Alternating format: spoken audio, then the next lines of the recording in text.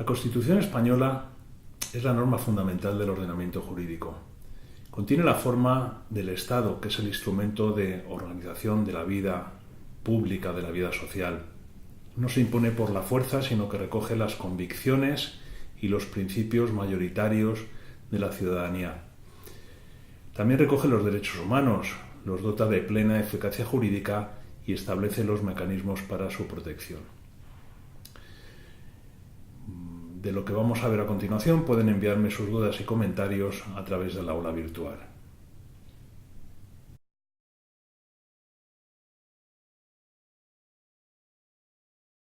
Estamos estudiando qué es el derecho administrativo. Entender el concepto de derecho administrativo es fundamental para comprender sus elementos. Y en esta lección vamos a hablar de la Constitución y los derechos fundamentales, porque en la Constitución está la raíz del derecho administrativo, sus principios más importantes. La Constitución es la norma suprema del ordenamiento jurídico, la más importante, la que está en la cúspide del sistema normativo. Y es la más importante, o por ser la más importante, contiene en primer lugar la definición del Estado. También contiene las reglas de su funcionamiento y por tanto las reglas del funcionamiento de los poderes públicos. Y también, muy importante para nosotros, es que se contienen los derechos básicos de los ciudadanos. Se contienen los derechos más importantes, no todos los derechos de los ciudadanos, porque hay muchos de esos derechos que están contenidos en el resto del ordenamiento jurídico, en normas con rango de ley, pero sí que los derechos más importantes se han constitucionalizado de forma que no sean modificables. La Constitución española tiene una estructura bien conocida. En primer lugar, un preámbulo que no tiene valor normativo, no tiene eficacia directa, pero sí tiene el valor de una declaración de carácter principalmente político. Tiene un título preliminar. A partir de aquí sí que nos encontramos con eficacia jurídica de todo el texto constitucional. En el título primero se comienza estableciendo cuáles son los derechos y deberes fundamentales de los ciudadanos. En el título segundo se habla de la corona, que ejerce la jefatura del Estado. En el título siguiente de las Cortes Generales, que ejercen el poder legislativo. Se habla a continuación, en el título cuarto, del Poder Ejecutivo, del Gobierno y la Administración. Este título para nosotros en esta materia es el más importante de la Constitución. En el título quinto se habla de cómo se relacionan el Poder Legislativo y el Poder Ejecutivo. El Poder Judicial se habla en el título sexto, de los tribunales de justicia, de su funcionamiento y de sus principios. El título séptimo queda reservado a la economía y la hacienda. El título octavo a la organización territorial del Estado, que también es imprescindible conocer para entender cómo funciona el derecho administrativo en nuestro país. El título noveno habla del Tribunal Constitucional y el décimo de la Reforma Constitucional. ¿Qué es la Constitución? La Constitución, aparte de norma jurídica, es un instrumento que organiza la vida de la ciudadanía, la vida pública, porque en España, como una democracia que es respetuosa con los derechos fundamentales, el Estado no entra en la vida privada de los ciudadanos. Solo se regulan aquellos aspectos que tienen una trascendencia pública, una trascendencia para el interés general.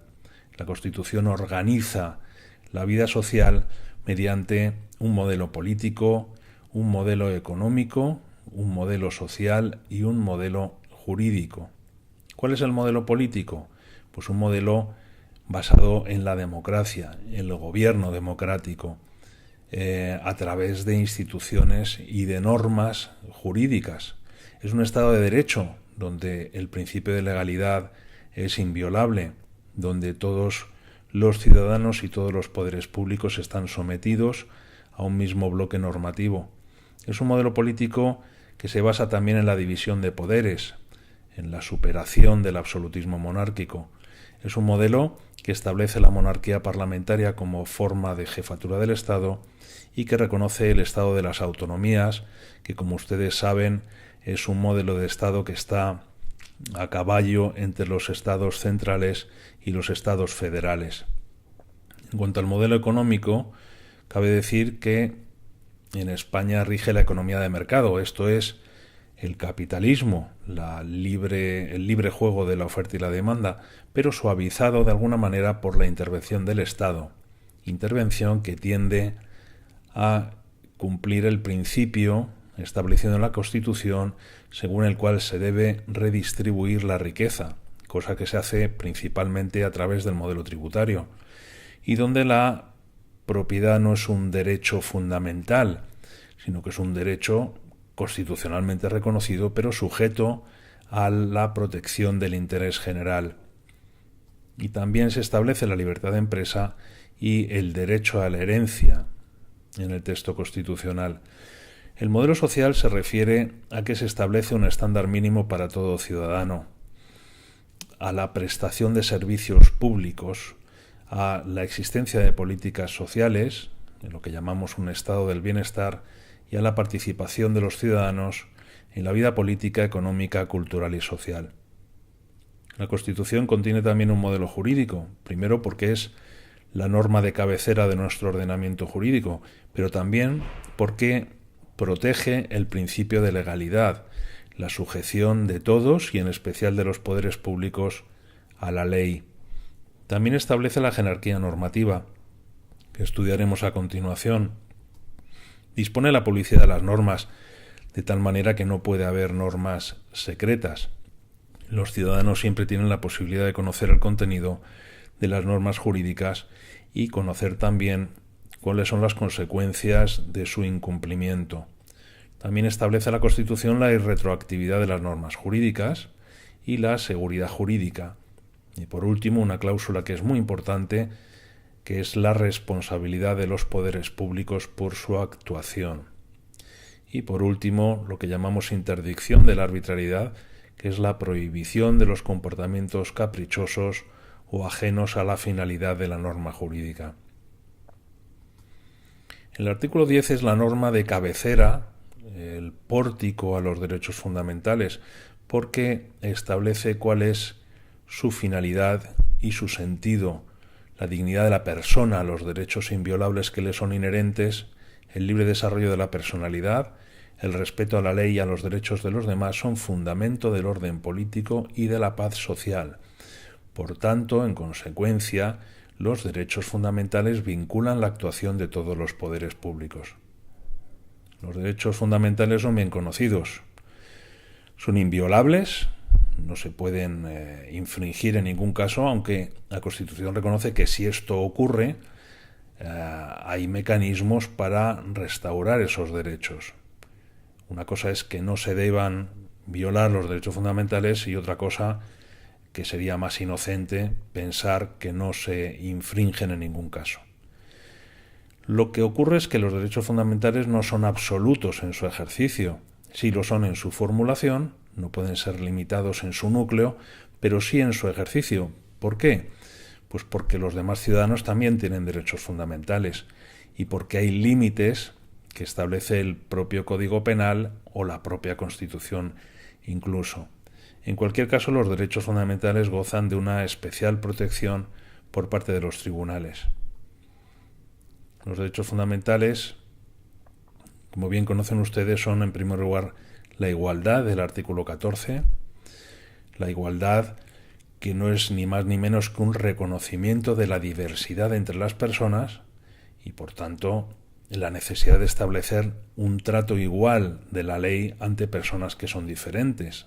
A esto llamamos la igualdad ante la ley. El artículo 15, que habla de la protección de la vida, de la integridad física y de la integridad moral, y que prohíbe, entre otras cosas, la tortura. El artículo 16, que se refiere a la libertad ideológica, la libertad religiosa, la libertad de culto. El artículo 17, que se refiere a la libertad y a la seguridad, un capítulo muy importante que abordaremos en posteriores lecciones. El artículo 18, que se refiere a la protección de la privacidad, el derecho al honor, el derecho a la intimidad, a la propia imagen, la inviolabilidad del domicilio y el secreto de las comunicaciones.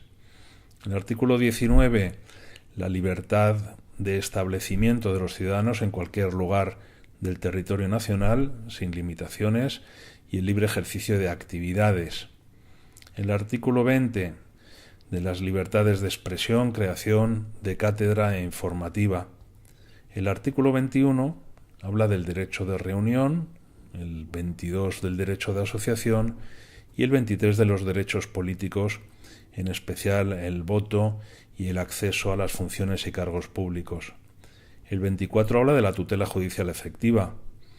El 25 de la tipicidad y retroactividad de todo tipo de condenas y sanciones, incluidas las administrativas, y establece una cláusula que es realmente importante. La Administración en ningún caso puede privar de libertad a los ciudadanos. Puede sancionar incumplimientos de las normas jurídicas, pero no mediante la privación de libertad. El artículo 27 se refiere al ámbito educativo, al servicio público educativo, derecho a la educación y libertad de enseñanza. El artículo 28 a las libertades sindicales y el artículo 29 al derecho de petición individual y colectiva, que veremos más despacio cuando hablemos de las solicitudes. Bien, los derechos fundamentales gozan de una protección jurisdiccional ante los tribunales ordinarios, mediante un procedimiento preferente y sumario, y también ante el Tribunal Constitucional mediante lo que denominamos recurso de amparo. Y también hay un mecanismo de protección no jurisdiccional, que es el que ejerce el Defensor del Pueblo del artículo 54 de la Constitución y sus homólogos en las diferentes comunidades autónomas.